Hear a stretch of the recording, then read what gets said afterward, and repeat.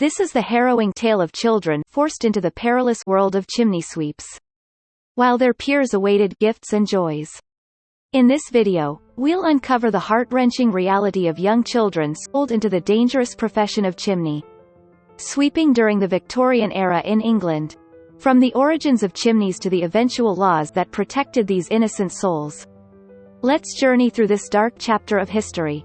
If you find this video interesting, please support us by hitting the like button. Now, let's get started. Chimneys are believed to have been first built in England around 1200. Before that time, most buildings were constructed with only one room. And the fire was built in the center of that room. The early chimneys that came after that were wide, with a wide interior. And a simple structure that just went straight up. The inside of the chimney was blackened with ash and soot, and flammable materials could adhere to the interior, posing a risk of ignition if left unattended. Therefore, chimneys always needed to be cleaned. A job that was never easy and was always dangerous. In the midst of this, an event drastically changed the design of chimneys in England. In 1666, a massive fire engulfed the City of London. This led to the establishment of fire safety standards, which resulted in chimneys becoming narrower and more angular in shape. The Great Fire destroyed 80% of London, prompting changes not just in chimney designs but also in overall building construction. The Great Fire of London resulted in narrower chimney interiors, leading to a sleeker design for London's chimneys. But this design evolution was not all merit. As chimneys became narrower and more intricate, a new problem arose. That problem was chimney sweeping. While the shape of the chimney changed for safety reasons, it still required cleaning. The new chimneys had interiors so narrow that adults couldn't fit. As a result, chimney sweeping in London became a task for small children. In addition, industrialization was progressing in London at that time, and the city's population was increasing. This led to an explosion in the number of buildings with chimneys, and the demand for chimney sweeps by children was increasing. Due to the increasing demand, chimney sweep owners began to take in orphans. Chimney sweep owners rationalized their actions, thinking, why not employ orphans or children bought from impoverished families? There were many poor families in London at that time. The new industrial and economic developments had widened the gap between the rich and the poor. Many of the latter suffered from poor living conditions and low-paid labor. Many impoverished families, burdened with numerous children, saw selling them to chimney sweeps as a way to both earn money and reduce the number of mouths to feed. Chimney sweeps took advantage of this. For poor families, selling their children may have been an unavoidable means for other families to survive. Shockingly, the price for a child was as low as 7 shillings, equivalent to about 20 loaves of bread, barely enough to feed a family for a month. Tragically, the ideal age to start working as a chimney sweep was as young as 6 years old. Such young children were sold away from their parents for dangerous work. The children who came to the chimney sweep shop were ostensibly treated as apprentices. However, they were not paid for their work, and in reality, sadly, they were nothing more than slaves. Of course, treating children as slaves was not publicly sanctioned. There were some legal requirements for chimney sweep masters who put children to work.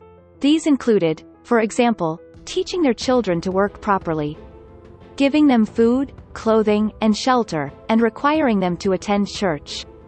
But there remains a big question as to whether those laws were actually useful. A young child will not sue you for not obeying the law.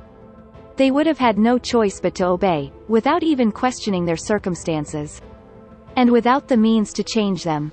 Because of this situation, the masters treated these children however they pleased, especially within the confines of the chimneys. In many cases, the children were washed in the yard. But this was only once a week.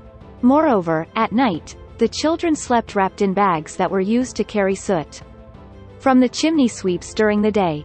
The children were covered in soot during the day, and at night they would sleep, only to return to the chimneys the next day without cleaning themselves. It is even said that the children were given as little food as possible, because it was more convenient for them to be skinny, in order to enter the chimneys for cleaning. Clearly, they were no longer treated as human beings. Thus, there was no way for the children to stay healthy. as they lived through so many harsh days. Inside the chimneys, they suffered bruises and burns. Some children suffered from asthma and pneumonia. In addition, soot-covered children continually rubbed their eyes, causing sores and inflammation of the eyelids, sometimes resulting in blindness. And that's not all. The children had to constantly sit in unnatural positions in the chimneys as they grew, leading to deformed limbs and other disabilities. The apprenticeship for children forced to live like this was supposed to last 7 years. But not many survived the 7 years. As tragic as the lives of these children sold to chimney sweeps were, the chimney work itself was also extremely harsh and dangerous. The children were scantily clothed, to make it easier for them to navigate the narrow chimneys. Thus, they climbed up the chimneys, from the bottom to the top with their backs and limbs bare. With large brushes in their hands, they would crawl up the black and dirty chimneys, their backs and limbs scraping off their skin as they ascended. Then, after reaching the top, they would climb back down through the chimney, brushing off the soot and scorch marks. It was a repetitive process. For a small child, just being alone in a dark chimney must have been terrifying. But it was not only having to work in the dark that was terrifying. Worst of all, there were instances when children became trapped, unable to emerge from the dark confines of the chimney. As I mentioned earlier, the chimney the children were cleaning had a complicated structure with twists and turns in the middle.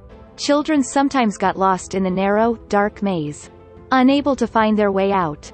And children who got lost were sometimes burned or suffocated to death under the chimney. Moreover, it is not only when one gets lost that one becomes stuck in a chimney.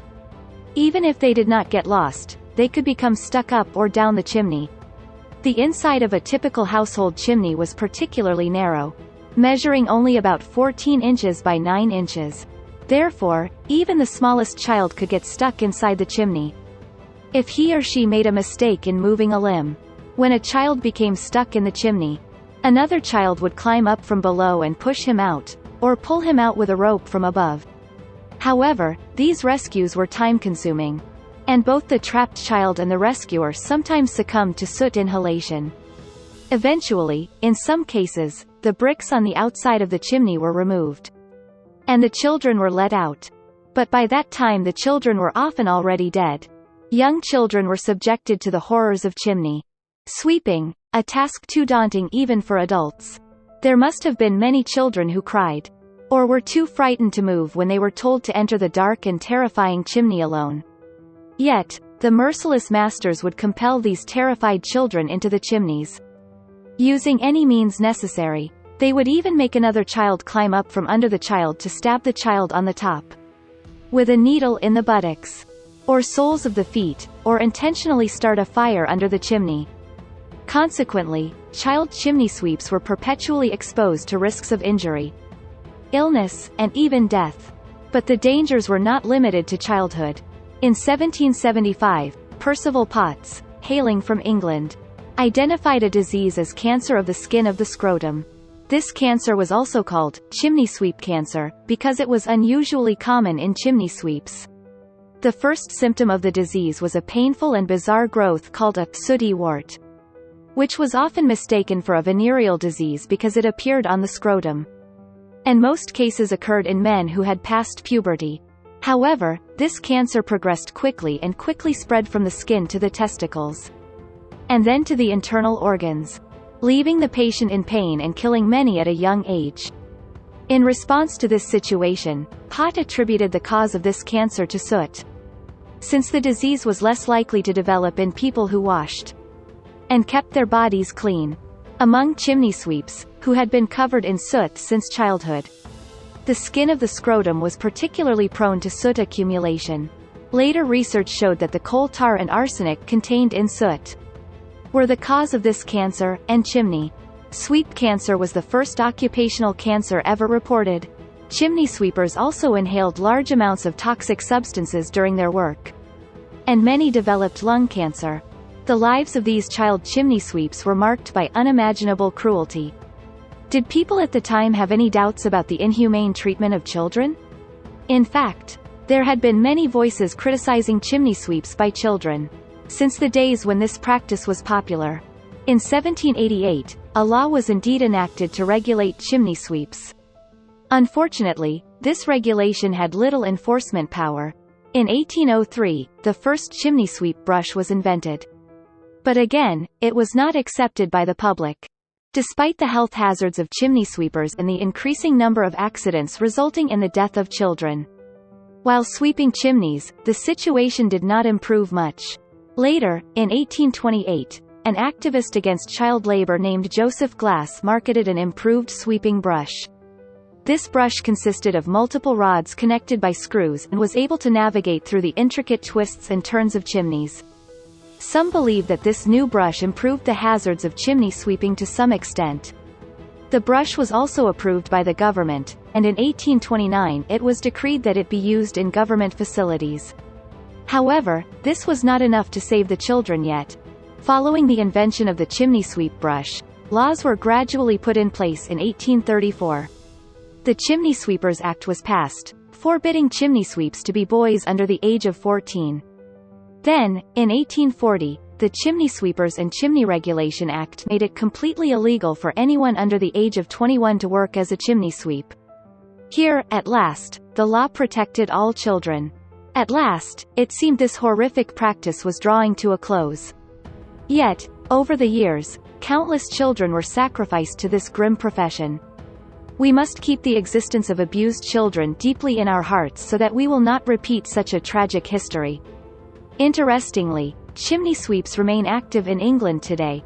These modern-day sweeps are skilled craftsmen, equipped with advanced tools like cameras, and are well compensated for their expertise. Thank you for watching. Don't forget to like, comment, and subscribe for more insightful content. Take care and see you in the next video. Goodbye.